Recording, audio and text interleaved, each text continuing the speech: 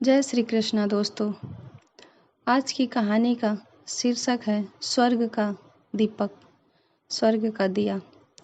ये एक कहानी दादू और पोती की है। दादाजी अपनी पोती से बहुत प्यार करते थे। वो एक छोटी बच्ची थी और दादाजी उससे बहुत प्यार करते थे। बहुत सभी दादा प्यार करते हैं वैसे वो भी बहुत प्यार करते थे। एक दिन वो ऑफिस से लौटते वक्त उसके लिए हर रोज़ तरह तरह की खाने की चीज़ें लाते। उसके लिए फूल भी लेके आते। उसे फूल बहुत पसंद था। उसे हर तरह के फूलों से बहुत प्रेम था। तो वो कुछ भी लाना भूल जाए लेकिन फूल लाना नहीं भूलते थे। और वो फूल देखकर बहुत खुश होती थी। उसको लिए ताज़े फ्रेश फूल लाना नहीं भूलते थे। दादाजी जब भी ऑफिस से निकलते अपने ड्राइवर से फूल मंगवा कर पहले से ही रख लेते कि कभी वो भूल ना जाए। और उसको खाने पीने की चीज़ें भी हमेशा ला कर देते थे। और वो बहुत लगाव रखते थे, बहुत प्यार करते थे। उसकी तोतली आवाज़ मानो उनको बड़ा सुकून देती थी। जब भी वो घर आते उसकी आवाज़ पाकर उन्हें अमृत पान का स्पर्श होता। वो सबसे पहले उसको नहीं देखते तो वो बहुत दुखी होते। कभी भी वो सोती होती तो सबसे पहले उसके पास जाते, उसको प्यार करते। घर में मानो उनका घर स्वर्ग की तरह लग रहा था उसके रहते हुए। दादाजी एक दिन बहुत परेशान हो रहे थे क्योंकि परी उनके पड़ोस के अपने दोस्त के घर थोड़ी देर के लिए चली गई थी। जब वो वापस घर आए तो उन्हें दिख नहीं रही थी। तो वापस उन्होंने कहकर बुलवाया और वो दादू दादू कहकर प्यार से उनके गले में लिपट गई और गोद में बैठ गई।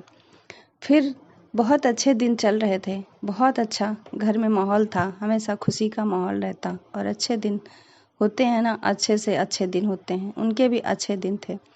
अचानक एक दिन खुशी को बहुत तेज बुखार आया और सभी घबरा गए। वे दौड़े दौड़े डॉक्टर के पास गए, वहाँ ले गए। जाते जाते मिनी को इतना तेज बुखार था, उसको ऑफिस एडमिट कराया, ऑक्सीजन लगाया। वो 1-2 दिन एडमिट रही। डॉक्टर ने आश्वासन दिया ठीक हो जाएगी, लेकिन कहते हैं ना कि भगवान के आगे किसी की नहीं चलती। मौत एक सत्य है और मौत के सबको हारना पड़ता है, सबको झुकना पड़ता है। और इस सब दुनिया में सबसे बड़ा सत्य है तो मौत है। अचानक जो है परी की मौत हो जाती है। दादू एकदम से टूट जाते हैं। परिवार में मानो पहाड़ टूट पड़ा हो और सबकी हालत खराब रहती है। तो मृत परी के समान सब सारे व्यक्ति ऐसे परी जैसे मृत थी, वैसे ही वो मृत महसूस, जिंदा तो थे लेकिन मृत महसूस कर रहे थे। परी के जाने के बाद कई हफ्तों बाद भी ना कोई किसी से बोलता, ना बातें करते। घर में मानो सब जिंदा तो थे लेकिन जिंदा लाश थे। किसी सा कोई जो जहाँ बैठा है सब उसी की याद में, क्योंकि वो एक नन्ही सी बच्ची ही उस घर का सबसे बड़ा वो था, आशियाना था। घर की खुशी थी, सबके मनों में एक खुशी का एहसास कराती थी। यहाँ तक कि उन्होंने ऑफिस जाना भी छोड़ दिया था और घर से निकलना भी बंद कर दिया था।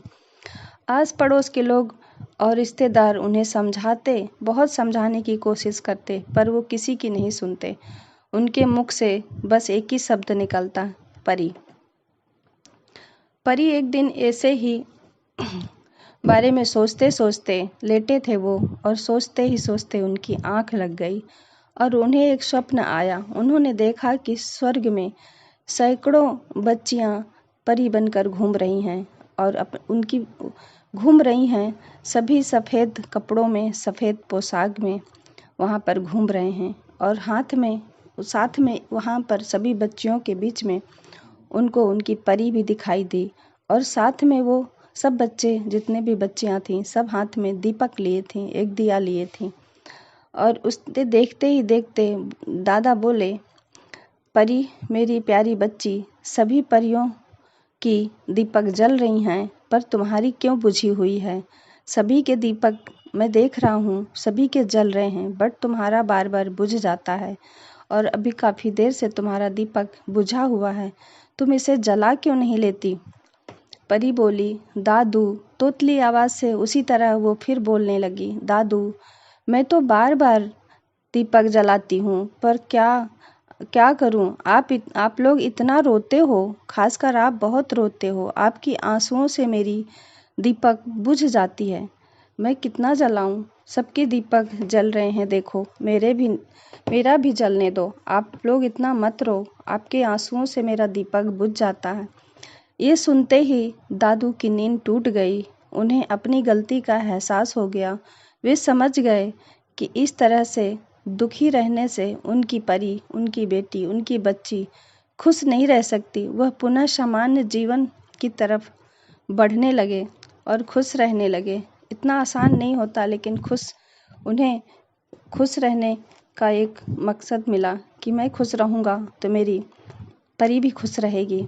मित्रों, दोस्तों, अपने किसी करीबी के जाने के गम में हम शब्दों में बयान नहीं किया जा सकता। कहीं ना कहीं हमें अपने आप को मजबूत करना ही होता है, अपनी जिम्मेदारियों को निभाना ही होता है। शायद ऐसा करना ही मरने वाले की आत्मा को शांति देता है।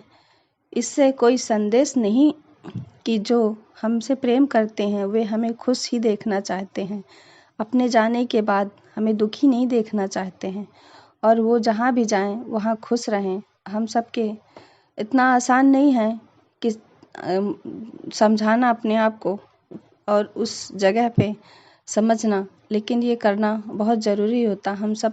आप सबसे अनुरोध है कि कभी भी किसी घटना या किसी प्रॉब्लम्स में आपको इतना टूटना नहीं चाहिए, ज़िंदगी में आगे बढ़ना चाहिए, क्योंकि जीवन का यही सत्य है। हमें इस कहानी से आप सबको क्या सीख मिलती है, मुझे ज़रूर फीडबैक दीजिएगा, कमेंट करके बताइएगा। और मुझे सुनने के लिए आप सबका तहे दिल से शुक्रिया। आप सबके भीतर बैठे परमात्मा को मेरे तरफ से मेरा प्रणाम। थैंक यू, शुक्रिया। आप सब लोग अपना ख्याल रखिए, स्वस्थ रहिए, सुरक्षित रहिए, हंसते रहिए।